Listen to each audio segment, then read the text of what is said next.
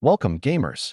Today we're diving into the ultimate guide for connecting your racing wheel to the PS5. Buckle up. First, let's take a look at the supported racing wheels. Whether you have a Logitech, Thrustmaster, or Fanatec, we've got you covered.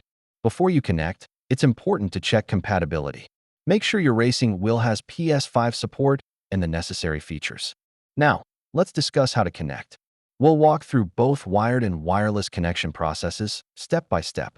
After connecting, navigate to your PS5 settings to configure your racing wheel settings for optimal performance. It's time to test your setup. Let's make sure everything works smoothly before you hit the tracks. But what if something doesn't work? Don't worry, we'll cover some common issues and how to troubleshoot them. To enhance your race day, we'll review the best games to play with your racing wheel on the PS5. Let's hear from the community. Here are some tips and experiences shared by fellow gamers that could improve your setup. And that wraps up our guide. With these steps, you're all set to dominate the racetrack. Happy gaming!